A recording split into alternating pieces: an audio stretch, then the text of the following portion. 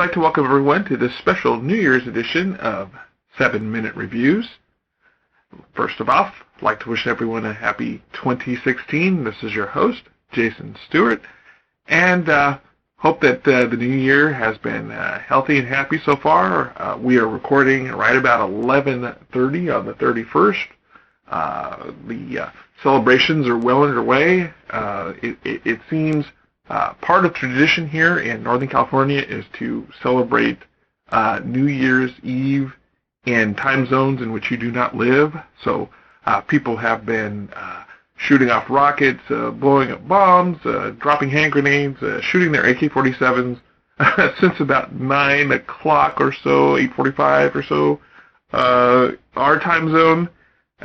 So the festivities are well underway. We hope that you've had a good and safe new year where you are, and hopefully no shrapnel has hit you and yours. Want to say the first new thing for 2016 is, yes, you are seeing us. As the attachment shows here, you are now looking at the YouTube channel version of 7-Minute Reviews. This will be something that we'll be instituting as a way to kind of build a little bit more interaction and involvement with the listenership and with the readers of Age of the Nerd. Can't promise that you will get my beautiful and lovely mug every time, as you're seeing right now. But in case you're wondering, yes, wherever I go, I am surrounded by sound effects. Well, I want to start off with some of the more memorable moments of 2015, our 7 most memorable moments, and have to begin with the oddest accessory that I was given in 2015, and that happened to be a Supergirl bag at San Diego Comic-Con.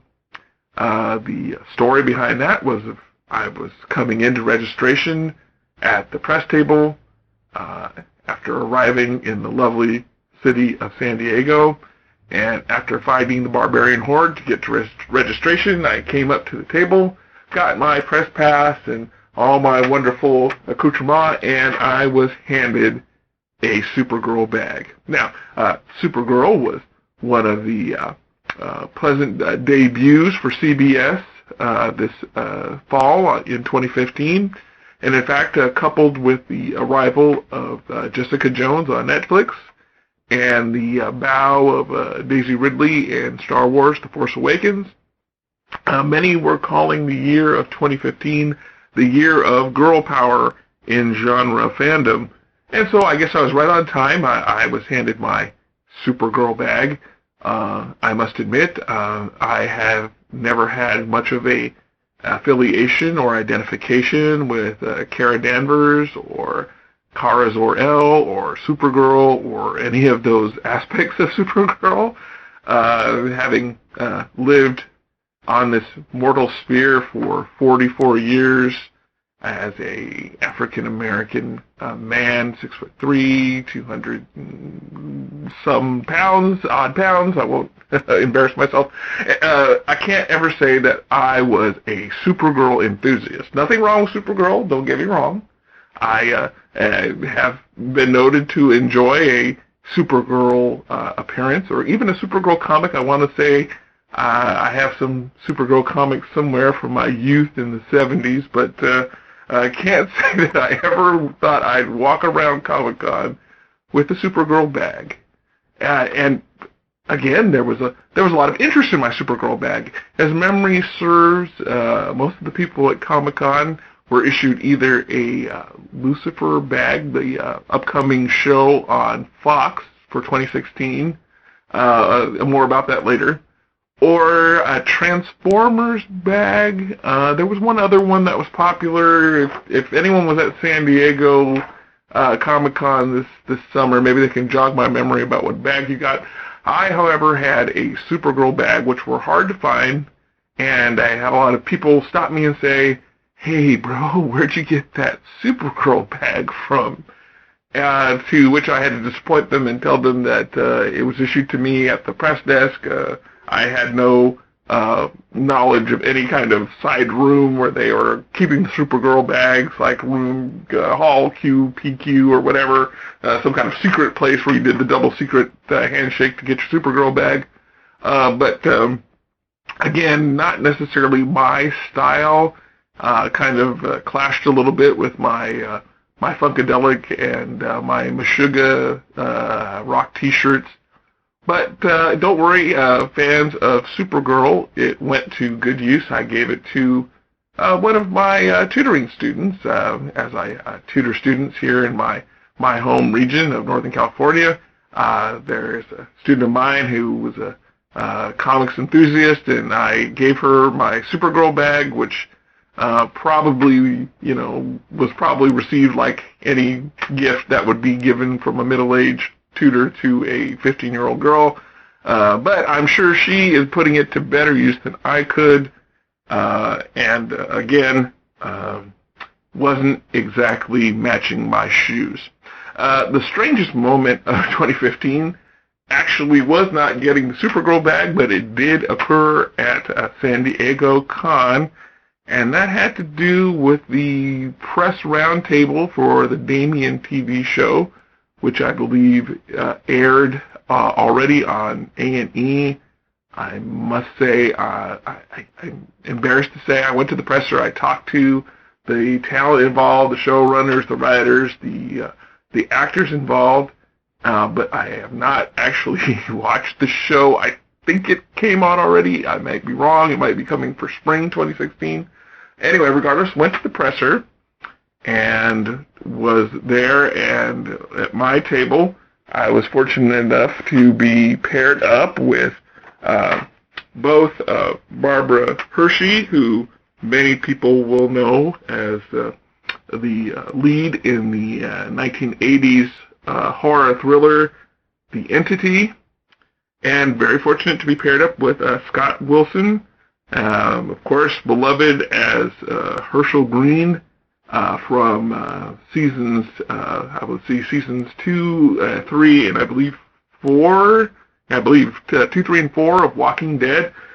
Scott Wilson and Barbara Hershey were also starring in Damian, and very engaging folks. We're having a nice conversation about the show and the industry and some of these side things. When Barbara Hershey decided to make an aside to talk about Lucifer.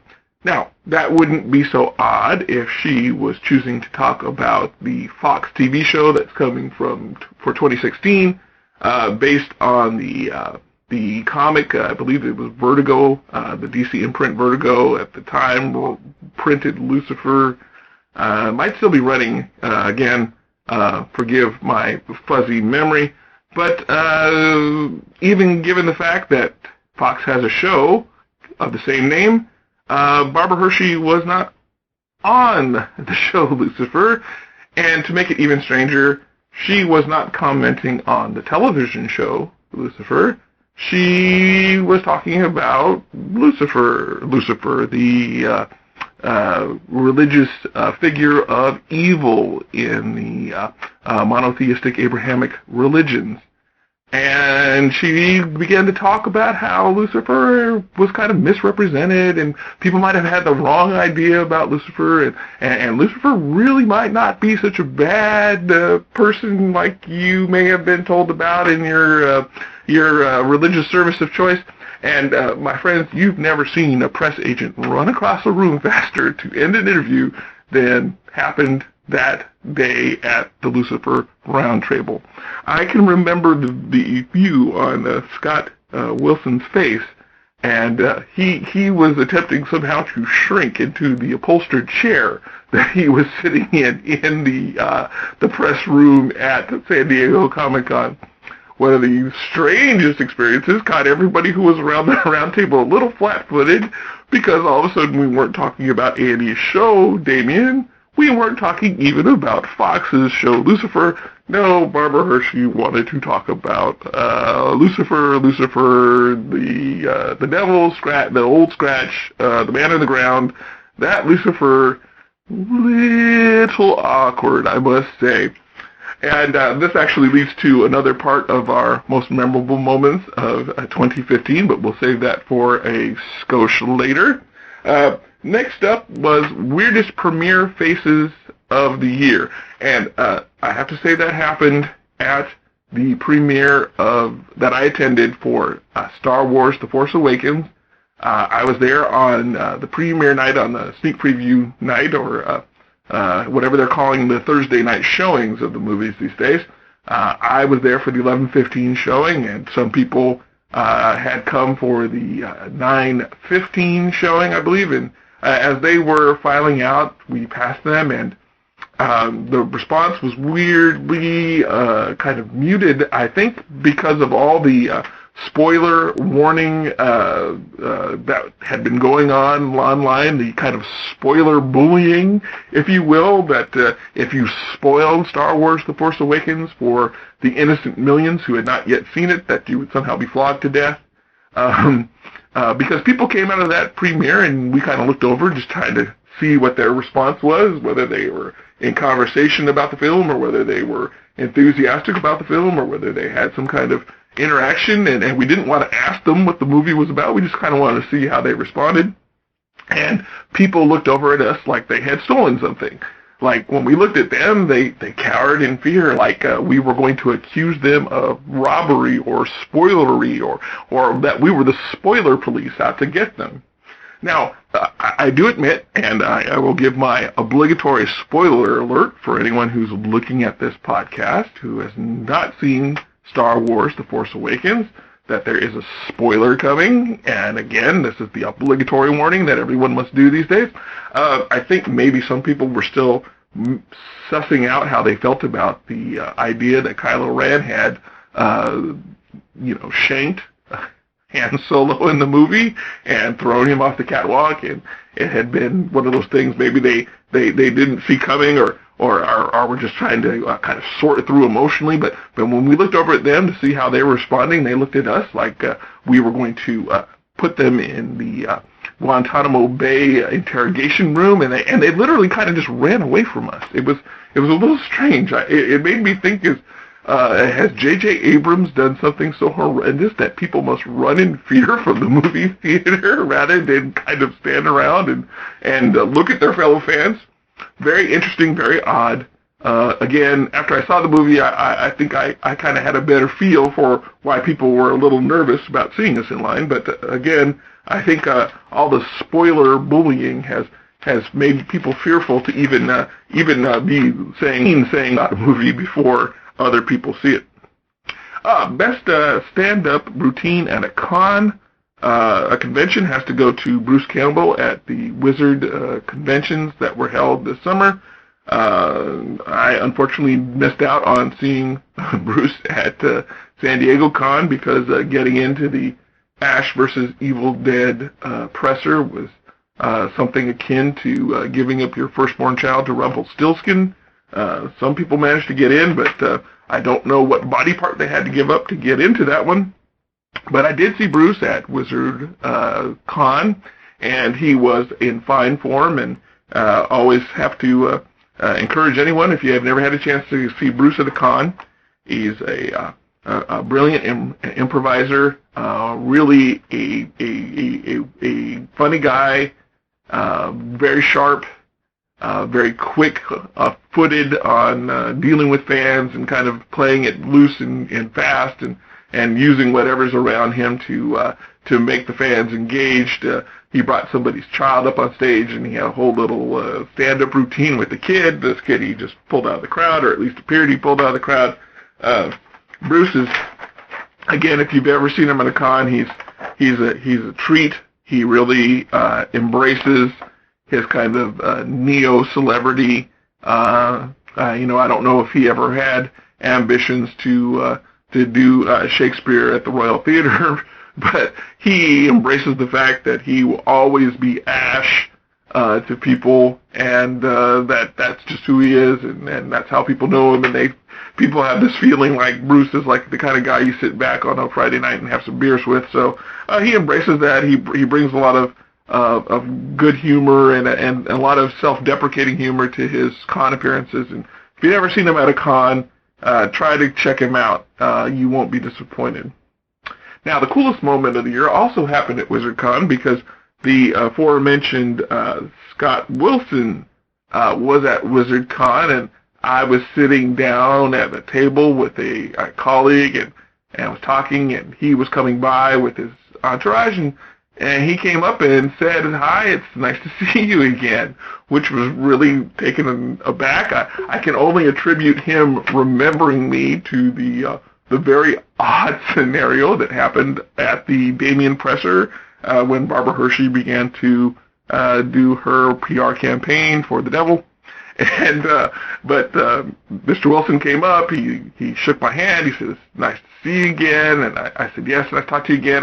I did reference the fact that we talked at San Diego at the round table, and he said, yeah, he recalled and said that he hoped I had a nice rest of the con and went on his way. And I must admit, it's always nice to have the experience of kind of meeting people who are involved with the talent side on the entertainment industry, people whose work you admire, people who you have seen on television or movies or whatnot, and those rare moments when you have a chance to just kind of connect with them personally and see that they're kind of very down to earth and there's no put upon airs to talk to people.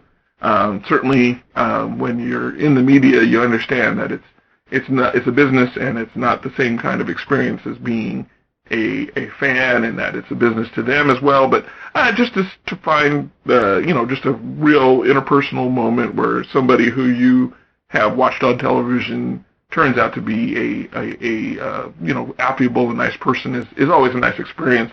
And so it was with Mr. Wilson. Hopeful to run into him again. Again, I must confess I did not watch Damien if it was on last year, and so that's to my detriment. I'm sure he was very good in it, and again, he seems like a very cool gentleman, and so it was always a very cool moment that he remembered me in some fashion and actually came up and said hi. And so the other weird thing about Wizard World, and this is for those folks who have some interest in sports, so if you don't, I recommend skipping up about 3 minutes in this podcast or pausing it and doing something else or forwarding through. At that same Wizard World, I ran into NFL player Vernon Davis, formerly of my home area, San Francisco 49ers, but now currently a member of the Denver Broncos. Vernon was there with his children, walking around Wizard World, WizardCon, enjoying the sights, buying some comics, talking with people, signing some autographs, and he was gracious enough to sign for fans. I did not ask for an autograph, but I did see a good old Vernon Davis. And, of course, later on that afternoon, he was traded from the San Francisco 49ers to the Denver Broncos. And in another podcast, another time, I will mention why it is always unfortunate when members of the San Francisco 49ers run into myself in public, because it does not matter who they are. If I run into a member of the San Francisco 49ers in public, they tend to get traded. And this was the third time this has happened, where a 49ers player has been traded the day that I actually talked to them. And so if there are any 49er players, by some strange coincidence, or any 49er fans, we love you too, despite the fact that I am a dyed-in-the-wool Oakland Raider fan, born and bred from birth. Please warn the San Francisco 49er players not to run into me anywhere, because if they do, they will be traded. Again, he was the third 49er player who I have seen who was traded the same day. So, my little brush with sports history is done, and so on to the 7 awards for 2015. The breakthrough performance for 2015 goes to Haley Lou Richardson. And if you don't know who Haley Lou is, I think you will soon. Haley Lu was the star of a very interesting apocalyptic science fiction thriller called The Last Survivors. We actually featured The Last Survivors on 7 Minute Reviews this year. We spoke to the director, Thomas S. Hammock. Many who follow the podcast may remember our conversation with Thomas. And Haley Lu, I believe, is someone who you will be seeing much more of in 2016 and beyond. She, for a person who was in her first real starring role, really propelled the narrative of The Last Survivors forward. She was she really grounded the role. She really was believable in it. I think that you saw some star quality with her. And I will not be shocked, as I see she already has several projects lined up for 2016, one of them being Recovery Road, which is a TV series, as well as 2 films. I believe she's going to be the lead in both of these. You will be hearing about Haley Lu Richardson. So you heard it here first. If you didn't see The Last Survivors, go check it out. It's available on your streaming services, viewer on demand. If you're really, really desiring to check it out, and you just can't watch it on a TV screen, leave some comments down below. I have a viewer copy Blu-ray, I believe. You do have a Blu-ray copy of it, and would be happy to forward it on to the viewer who gives the most interesting reason for why they want to watch The Last Survivors. But again, look for Haley Lu Richardson. She is going to be a star. Now, in the same vein of this, the breakthrough indie movie of the year of 2015 was It Follows. The David Robert Mitchell directed and written piece, which starred Micah Monroe, was the indie horror film sensation of the year, very similar to how The Babadook was the sensation of 2014. It Follows, I think, broke a new director and, I believe, a new leading female talent into the consciousness of genre film. David Robert Mitchell, of course, is already kind of ascending the list. You're going to start hearing his name attached, I believe, to some larger budget properties. He's already had his little Twitter war with Quentin Tarantino. So he's arrived, and I think Monroe is soon to, I believe she's going to be in Independence Day, the new Independence Day sequel. She has a role coming up there. I will not be shocked if she begins to be offered some other roles based upon this upcoming success of It Follows. Actually, I see here she's going to be in the 5th wave as well. Yes, gosh, she's going to be busy this year. 5 movies already in production. 1 that's going to start shooting at the end of the year. Looks like 1 coming for 2017 already. Yeah, you're going to be seeing a lot of Miss Monroe. Don't be surprised if you start seeing her heading towards the leading lady status. I think she was exceptionally good in It Follows. I think Mitchell showed a lot of craft and touch in that movie. A great homage to the early work of Wes Craven. And rest in peace, of course, to the self-named master of suspense, as well as an homage to, I think, the man who is the greatest living American horror director now, John Carpenter. Anyone who enjoys Carpenter's early work, especially back to the Halloween films, back to The Fog, and I think most especially back to They Live, It Follows is a wonderful love letter to those movies. And if you haven't seen it, certainly get out and go. But I can't believe anyone who even deigns to listen to this podcast doesn't know It Follows. The best cameo in a movie this year had to be the lovable, the ever-present, the truly beloved Clint Howard in a little movie called The Funhouse Massacre. If you, again, follow this podcast, you heard us discuss The Funhouse Massacre, which was out from our friends at Dark Sky.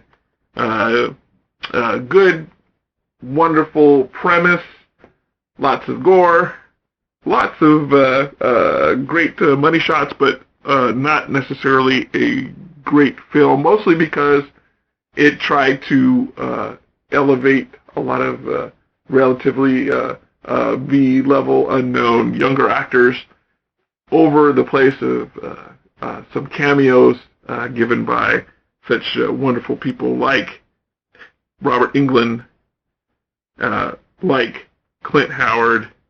Again, really was a film that I thought had so much potential, but we have to give them props. Clint Howard is in this movie. He's not in it enough. If this movie had more Clint Howard, it would have certainly gotten a 7-minute pass from me. However, it did not. But Clint Howard, we love you. And that leads us to our Best Comeback Award. And I have to say, the best comeback performance in a genre property this year, I am amazed I'm going to say this. I was 100% certain this award was going to go to Bruce Campbell or Lucy Lawless for Ash vs. Evil Dead. But, my friends, I have to say, when all said and done, the best comeback performance for a performer in a genre property is Lady Gaga in American Horror Story Hotel. And yes, I hear the tires screeching now saying, oh my God, Stewart is so stupid. How can he say this? He's lost what few marbles he ever possessed to say that Lady Gaga can actually act. But, my friends, I'm telling you, if you've sat through American Horror Story Hotel, it certainly as a season is the best season of American Horror Story, probably since Asylum, but maybe since Murder House. I want to say it's at least right there with Asylum and maybe clicking into Murder House territory for the best season, full season of American Horror Story. And Gaga, I think, has a legitimate chance to win the Golden Globe this year for best performance in what miniseries, whatever that weird category they invented so that they could give Jessica Lange the award back when the American Horror Story first started. But I digress. I think she's going to win the Golden Globe. She might, I think, get nominated for an Emmy. Now, I'm not going to go so far to say that she's going to win an Emmy for what she's doing on American Horror Story. And I'm as shocked as anyone that I'm telling you this. Because when I saw the first 15 minutes of the pilot for American Horror Story this year, I thought, ooh, they really messed up in letting Gaga come on this because Gaga is not good. But, my friends, she improved. And, okay, I will concede there's been plenty of little jiggle TNA factors that they've worked in with her. They've managed to work enough sex scenes in TNA and her with their, butt in the air to keep certain part of the demographic watching. I won't say that I've been too disappointed with it. But I will also say that there's been some surprisingly good acting parts. Especially when they got to the whole Hollywood Babylon homage to the Kenneth Anger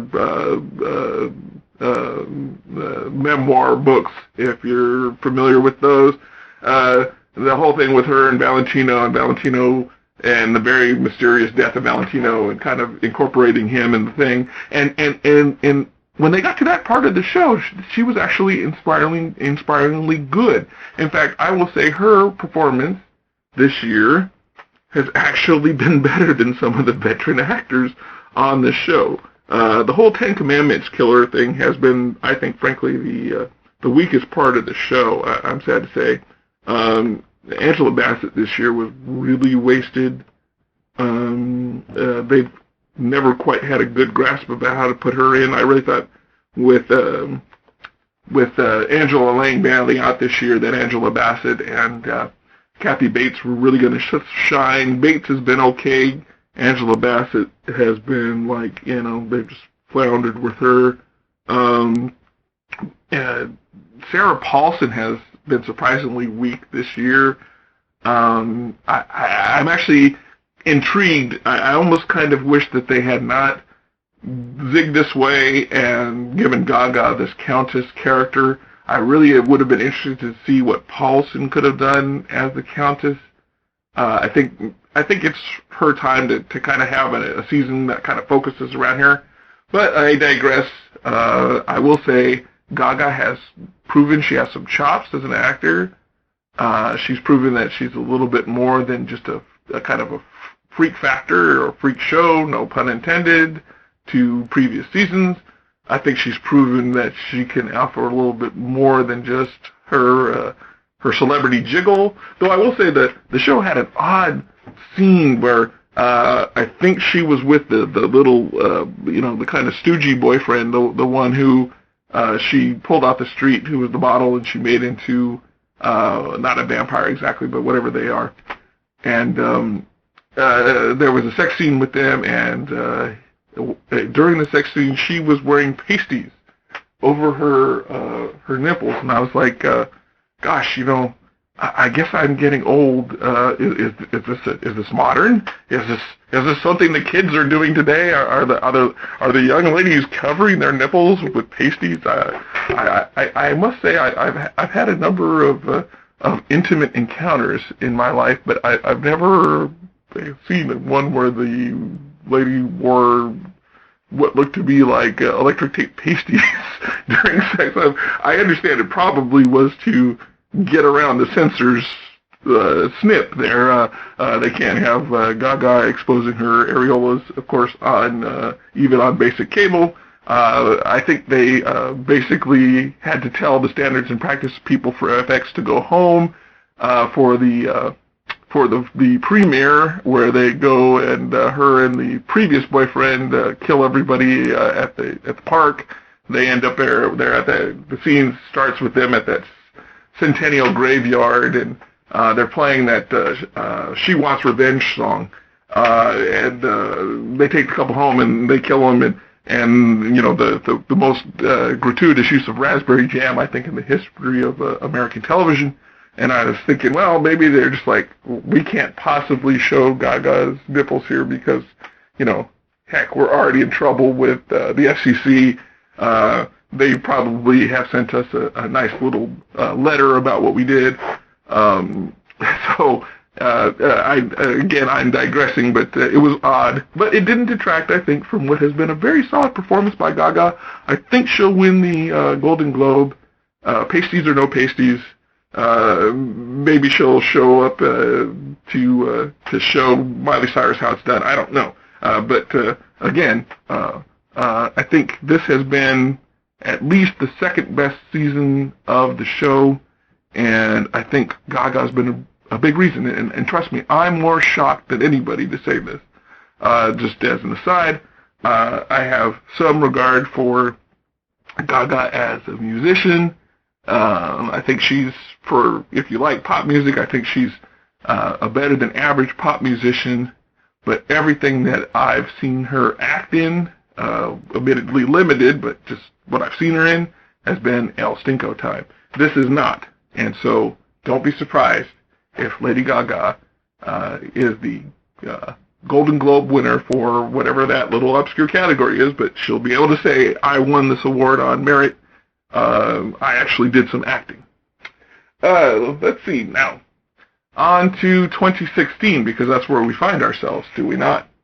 I will say I have some bold predictions for 2016, and I want to say that if any of these come true, and you put some money on them in Las Vegas, you better give me a cut, because this is pure gold here.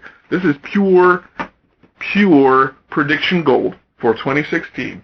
My first prediction for 2016 is that Batman versus Superman, or as my colleague on Age of the Nerd, Taylor Salen, likes to say, Batman 5 Superman. Batman 5 Superman will beat Civil War at the box office. Now, I hear the screeching tires again. Stewart's completely stupid. First he says that Lady Gaga can act.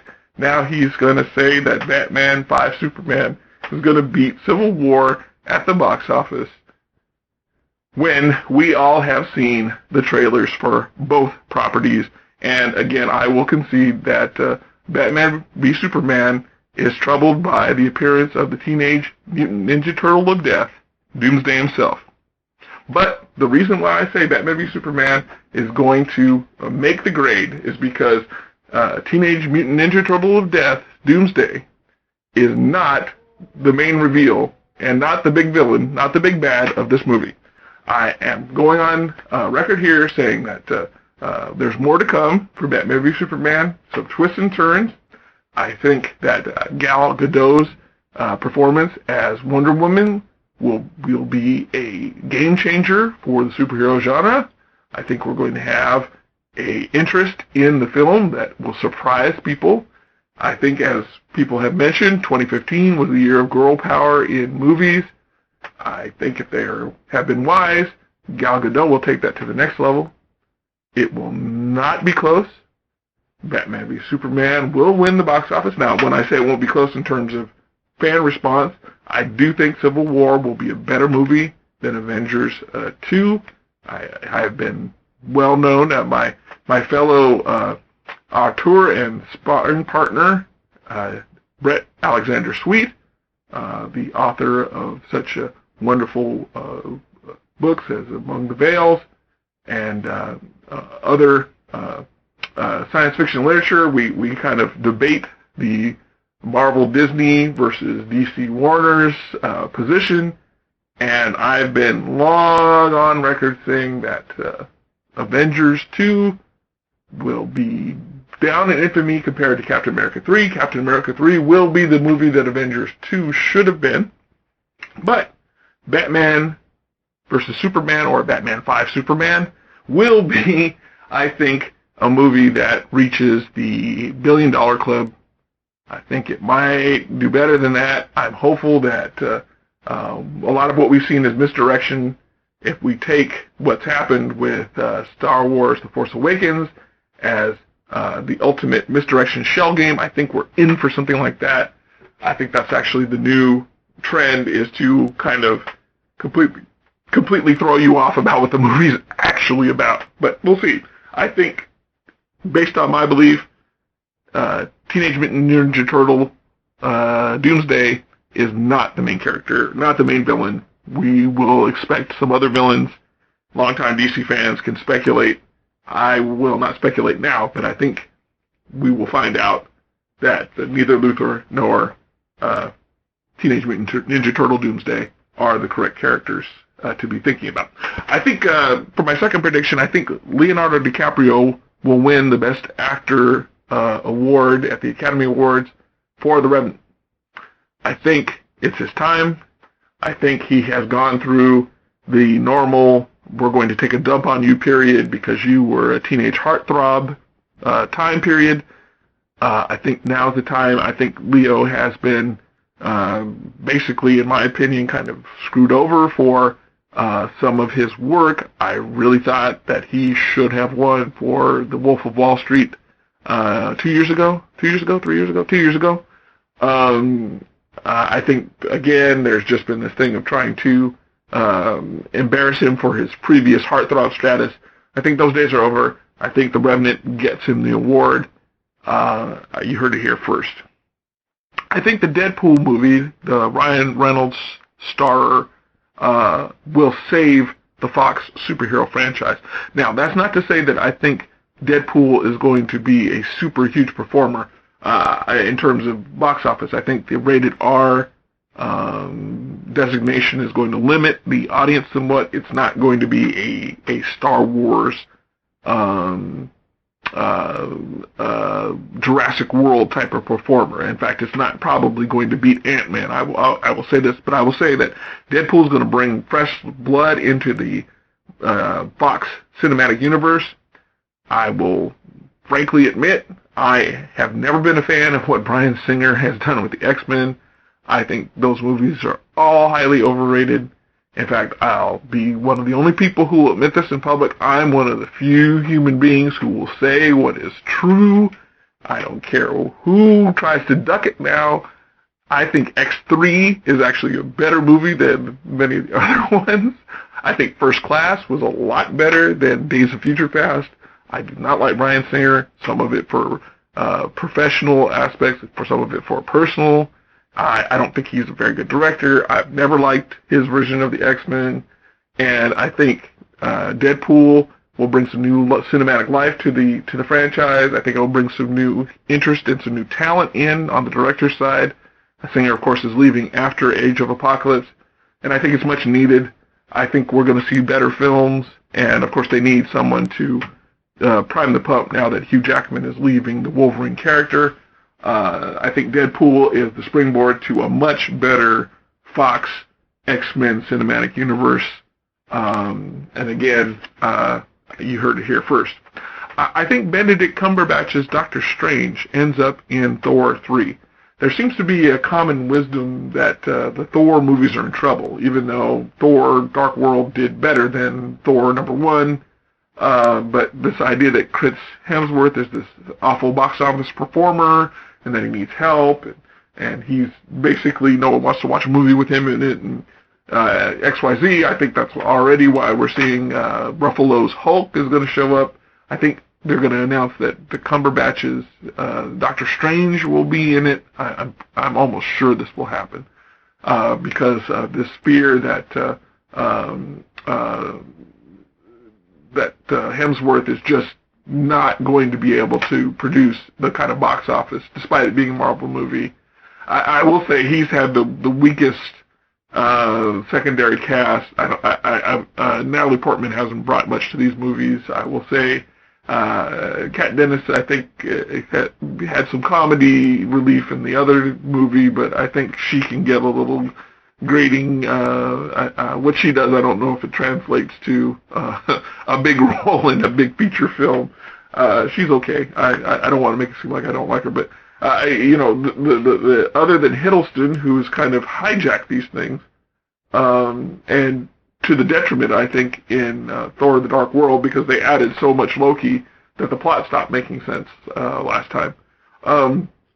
I really think that they're going to throw in as many people as they can, kind of making, just like Captain America: The Winter Soldier, it's going to kind of be Avengers 3.2 or 3.1 or whatnot.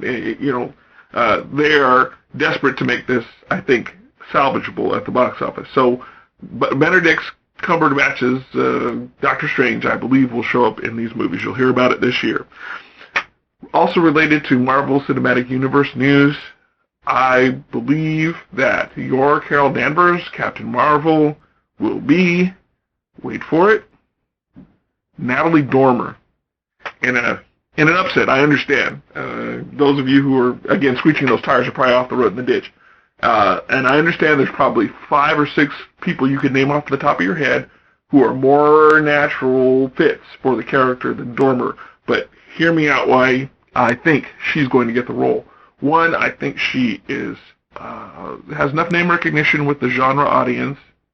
I think she's got enough acceptance with the genre audience. I think she's got the acting chops to pull the character off. I think, depending on her hairstylist, she looks enough like the character. And I also think she's in the sweet spot. She's early 30s, 33. I think that, somebody younger than her, and this is just a name thrown out here, I doubt that this would happen because of certain other factors and contracts, but say we were talking about a Jennifer Lawrence, I think she's a little too young, despite her ability. that she's displayed as an actress. I think Charlize Theron, of course, is a much more, I think at this point, a much more natural fit, but I think in their mindset, I'm talking about Marvel Studios' mindset, she might be a little too old. I think the same thing is true about Emily Blunt, even though she's a little younger than Theron. I think Dormer's right in the sweet spot. She's old enough to believably portray the character. I think she's got enough acting ability. I think she looks enough like the character. Look at the modern interpretation of Captain Marvel. Shame, shame. Miss Marvel, of course, is now Kamala Khan. Shows you how old a fart I am. I think she looks enough like the modern interpretation of Captain Marvel. I think she's someone whom genre audiences will accept because of Game of Thrones. I think that she is, a dark horse, but I won't be shocked if she is picked. If she is picked, again, you heard it here first. If you put money on it in Vegas, you better call me. Last but not least, I think Universal, in a bit of a shocking move, will buy the rights to the James Bond franchise and at least tease the idea of a kind of cinematic universe mashup crossover with their Mission Impossible franchise. Now, again, hear me out about this. I know that sounds more kind of like some kind of, super elongated fan theory. And maybe it might be, but I think the fact that Bond is on the market, that the Mission Impossible series had a bit of a revival, that Skyfall was a solid performer, that Spectre was a solid performer, but not quite as good as Skyfall.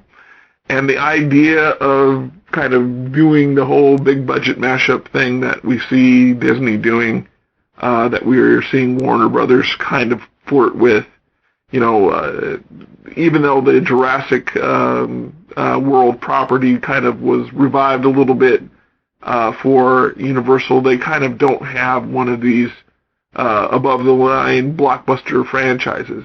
But if they get Bond, and they of course have Mission Impossible, I think they'll at least tease the idea. And again, Bond is on the open market. Any of the studios can come in. They could, of course, renew their current contract, but I think if Universal makes a play, that you'll see, at least discussed, Bond meeting Ethan Hunt in a whole super spy mashup over the top. I don't know who's going to be the villain for such a thing, maybe Kylo Ren will show up from Disney's Star Wars universe with his Star Killer and come to threaten planet Earth. But we're not talking about Star Wars The Force Awakens. That's already been done. We're talking about Universal buying Bond and potentially teasing a Ethan Hunt, James Bond mashup for the ages. And our parting shot, I will say, I think, unfortunately, I like James Wan. I like Simon Pegg. But if I have to base the future of the Star Trek cinematic future based on the trailer from Star Trek Beyond, I'm sorry, folks. Star Trek is dead. Play the Chopin Funeral March. This will be the end of Star Trek. It gives me no pleasure to say this. I'm a lifelong Star Trek fan. I go back to the days before the movies were out. I can remember when the flame was lit for Star Trek movies, and people hung on to the reruns and the short-lived cartoon like they were for dear life, like they were a lifeline, and just desired to have a Star Trek film. And when Star Trek the first film came, even though it was about 2 hours of just floating around on a sound stage, people were just ecstatic. And I've been with it through ups and downs, Next Generation, and all these things. I hate to say this, but if the movie that we see anyway resembles that trailer, Fast and Furious with spaceships, Star Trek is dead. And 2016 will be the last time you will see a Star Trek feature film. I'm very sorry to think this is true. I am praying that James Wan and Simon Pegg don't fail us and that there's a better movie than the one that looked like was in that trailer. Again, I think the thing for modern trailer making is let's splice together a trailer that's nothing like the movie just to confuse people. But if the movie is like the trailer, play the funeral music, Star Trek is dead. And on that happy note, that ends our 2016 wrap-up and look forward edition. Again, we thank you for coming here to Age of the Nerd and making us a part of your quest to learn all things about pop culture. We hope that you continue to look to us as a primary source, and we hope that we continue to learn more about you and interact with you more and get more involved with our readership and our listenership. Please do leave your comments below. Follow us on Facebook and on Twitter, and find hopefully a spot for us on your RSS feed, or even leave some comments here on this YouTube page. And again, if you are interested in getting a copy of The Last Survivors, Blu-ray copy, leave your comments below, and I'll be more than happy to send a Blu-ray copy to the comment I find the most interesting. Stay tuned. We'll be back next week. We have 2 more upcoming indie releases to talk about on 7-Minute Reviews. And again, we appreciate your support. We appreciate your feedback. We appreciate you, and we hope to hear from you more in 2016. Once again, this is Jason Stewart signing off for this edition of 7-Minute Reviews, and we'll talk to you really soon. Take care.